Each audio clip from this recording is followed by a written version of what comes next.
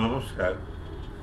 পূজা বিজ্ঞানে আমাদের একটা অধ্যায় আছে যেটাকে বলা হয় পূজায়াং বিহিত নিষিদ্ধানি, অর্থাৎ পূজা আমরা কিভাবে করব, কোনটা বিহিত কোনটা নিষিদ্ধ, যার জন্যে আমরা পূজায় সম্যক ফল পাই না। বর্তমানে অনেক পূজা করলে কিছু হয় না। হয় না কেন? পূজার যেটা নিয়ম, সেই নিয়ম অনুযায়ী যদি আমরা পূজা করি নিশ্চয়ই তার ফল পাব। কারণ আমি পেয়েছি, অনেকেই পান, কিন্তু না সেই নিয়মটি ফলো করলে সেই তো ফল আমরা পাবো না কিছুতেই। এক একটা দেবতার এক এক রকমের সব বিধান আছে, আবার জেনারেলভাবে সমস্ত দেবতার জন্য একটি বিধান আছে। সেই বিধান আমাদের পালন করতে হবে। যেরকম সূর্য দিয়ে আমি শুরু করছি। সূর্য প্রত্যক্ষ দেবতা, আমরা সবসময় তাকে দেখতে পাই। তো সূর্যের পূজা আমাদের যে কোনো দেবতার পূজা করার ভেতরে প্রথমেই রয়েছে সূর্যার্ঘ্য, সূর্যের পূজা, আদ্য অর্ঘ্য, গন্ধপুষ্প, ধূপ, দীপ, নৈবেদ্য প্রভৃতি দেওয়ার কথা। তো সেইখানে সূর্যদেবের পূজা আমরা কি ব্যবহার করব? সেখানে বলছে যে তুলসী, দূর্বা, রক্তচন্দন, অক্ষত অর্থাৎ আতপ চাল, রক্তপুষ্প প্রভৃতি, বিল্লপত্র নহি নহি নৈব নৈব চ, এই উপাচার দিয়ে আমরা সূর্যের পূজা করব। তাম্র পাত্র করে এইগুলো ব্যবহার করব, তাম্র শঙ্খ তার পূজায় ব্যবহার করব। এই হচ্ছে সূর্য। সূর্যের পর চলে আসুন আমরা গণেশ। গণপতির পূজাতেও আমাদের দূর্বা, বিল্লপত্র, কিন্তু তুলসী নিষিদ্ধ আছে। সুতরাং একদিন খালি তুলসী দিয়ে পূজা হয়, যেদিন সিদ্ধি বিনায়ক ব্রত হয় ভাদ্র মাসে, তখন। অন্যান্য দিন তার এমনি হবে রক্তচন্দন, রক্তপুষ্প, অন্যান্য পুষ্প এবং মোদক প্রভৃতি দিয়ে তার আমরা পূজা করব বিঘ্ননাশনের। তারপরে চলে আসা যাক শিবের পূজা।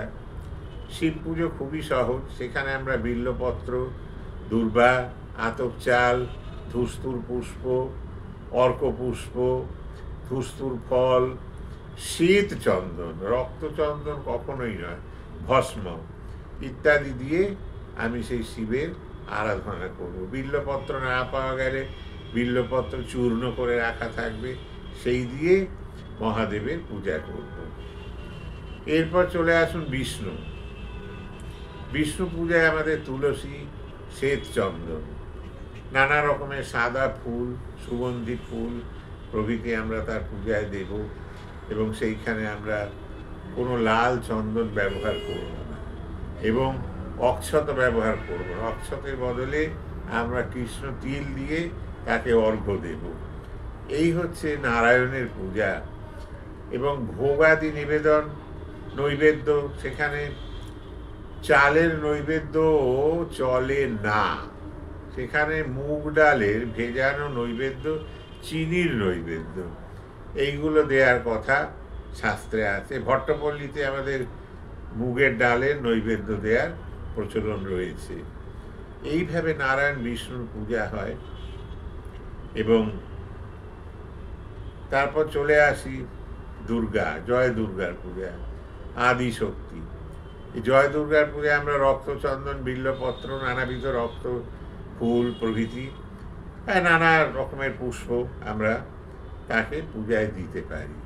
লক্ষ্মী পূজায় ঝিন্টি পুষ্প নিষিদ্ধ। শ্বেত ঝিন্টি, পীত ঝিন্টি প্রভৃতি পুষ্প নিষিদ্ধ রয়েছে। দুর্গা পূজায় তুলসী দেয়া যায় না। যে কোনো শক্তি পূজা বলছে তুলসী ঘ্রাণ মাত্রেন ক্রুদ্ধা ভবতি চণ্ডিকা, অর্থাৎ যে কোনো শক্তি পূজায় তুলসীর ব্যবহার নিষিদ্ধ হয়ে রয়েছে। কিন্তু সংকল্প ইত্যাদিতে তুলসীর প্রয়োজন আছে, সেটি আলাদা, কিন্তু সেই দেবতাকে আমরা নিবেদন করছি না। এবার এই দুর্গা পূজা প্রভৃতি পূজায় ফুল পাওয়া যাচ্ছে না, তখন শুধু বিল্লপত্র দিয়ে পূজা করা যায়, কিন্তু দূর্বা শুধু দিয়ে পুষ্পের স্থলবর্তী করে দূর্বা দিয়ে পুজো করলে সেটা গ্রহণযোগ্য হয় না। যার জন্যে বিল্লপত্র বা অক্ষত বা জল দিয়েও খালি দেবীর আরাধনা করা যেতে পারে। এবং মনসা পূজায় কেতকী পুষ্প এগুলো নিষিদ্ধ আছে। শিব পূজায়ও কেতকী পুষ্প নিষিদ্ধ আছে। আর লক্ষ্মী পূজায় তো বলেছি, টুনি ফুল বলে একটি ফুল হয়, সেই ফুলটি বিহিত। সরস্বতী পূজায় পলাশ পুষ্প বিহিত, এবং অন্যান্য নানান পুষ্প দিয়ে আমরা পুজো করি, কিন্তু রক্ত পুষ্প কদাপি নয়। এবং আবির, অভ্র প্রভৃতি দিয়ে সরস্বতীর পুষ্পাঞ্জলি দেয়া হয়ে থাকে। এবার বগলামুখী দেবী সবই হলুদ রঙের উপাচার, হলুদ পুষ্প, হলুদ চন্দন, হলুদ সব দিয়েই আমরা তার পূজা করব। এইখানে যদি অন্য রঙের কোনো কিছু দিয়ে পুজো করি সেটা ফল পাওয়া যাবে না। এবার পূজায় কিছু অধিকার ভেদ আছে আমাদের শাস্ত্রে। আমরা নিজের মনের দ্বারা পরিচালিত হয়ে আমরা দেবতাকে, অনেকে অব্রাহ্মণ যারা আছেন তাদেরকে নিষেধ করা হয়েছে যে তোমরা কখনো রান্না করে অন্নভোগ তোমরা দেবে না। একমাত্র ব্রাহ্মণ কুলজাত ব্যক্তিরাই রান্না করে অন্নভোগের প্রসাদ দিতে পারে, ভোগ। কিন্তু দেখা যাচ্ছে এখন বর্তমানে তো খিচুড়ি বানিয়ে, পোলাও বানিয়ে নানা অন্নভোগের একবারে ছড়াছড়ি সবাই দিচ্ছে, সেখানে কোনো মানে ভেদ বলে কিছু নেই। বলছে যে যারা অব্রাহ্মণ তারা নুন ছাড়া কন্দুপক্ষ, অর্থাৎ তেলের ভেতরে ভাজা, ঘিয়ের ভেতরে ভাজা লুচি প্রভৃতি দেবে, এবং পটল টটলও ভাজবে, কিন্তু লবণ ছাড়া। এইটা ভোগ তারা দিতে পারে দরবেশ প্রভৃতি দিয়ে, কিন্তু কখনোই রান্না করে ভাত, ডাল, তরকারি বা খিচুড়ি টিচুড়ি পায় সেগুলো দেওয়ার নিষেধ আছে। কিন্তু এখন দেখা যায় যে ঘরে ঘরে সবাই সেই ব্যবহার করছে, তাতে পূজার কোনো ফলও পাচ্ছে না, দেবতাও বিমুখ হয়ে থাকছেন। এবং অনেকে বলবে যে আমরা মানুষ, আমরা কি দিতে পারি না? হ্যাঁ পারো, কিন্তু সেই জায়গায় তো আমরা পৌঁছতে পারিনি। সেই দেবতার কাছে, তার সান্নিধ্যে সেই রকম ভক্ত আমরা তো হতে পারিনি। সেগুলো হতে পারলে, যেরকম কর্মাবাই রাজস্থানে, তিনি, তার এত সান্নিধ্য, এত ভক্তি ছিল যে তার ভোগ উনি গ্রহণ করেছেন। কিন্তু আমরা সাধারণ গৃহস্থ, আমাদের স্ত্রী, পুত্র, কন্যা, পরিজন নিয়ে আমরা সংসার করি, সেখানে আমাদের একটা নিয়ম যেটা বেঁধে দিয়েছেন রঘুনন্দন স্মৃতিশাস্ত্রে, সেই নিয়ম অনুযায়ী আমাদের চলতে হবে, তাহলে আমরা সেই পুজোর ফলটা সম্যকভাবে পাব। কিন্তু অনেকে গায়ের জোরে করে থাকেন, কিন্তু সেই করাটা সঠিক নয়। না হলে রানী রাসমণি তদানীন্তন কালের দর্দণ্ড প্রতাপ জমিদার গিন্নি, তার কাছে সমস্ত কিছু, সে কিন্তু সেটা করেননি। তিনি তার দেবীকে ভোগ দেওয়ার তার মনে বাসনা ছিল, ইচ্ছে ছিল, কিন্তু সেটা তিনি দিতে পারছেন না। বহু পণ্ডিতের কাছে গেছেন, কেউ তাকে সেই মানে সমাধান করে দেয়নি, তাকে পথ দেখায়নি। কিন্তু সেই ঝামাপুকুরে সেই রামকৃষ্ণদেবের ভ্রাতা রামকুমার চট্ট বললেন যে আপনার এই মন্দির যদি কোনো ব্রাহ্মণকে আপনি দান করে দেন, পুরো সম্পত্তিটা যেখান থেকে সে আয় হবে, তাহলে সেখানে ভোগ রাগের ব্যবস্থা হতে পারে। তখন সেই রানী রাসমণি তার গুরুদেবের নামে সমস্ত মন্দির সংলগ্ন সম্পত্তি দান করে গেলেন।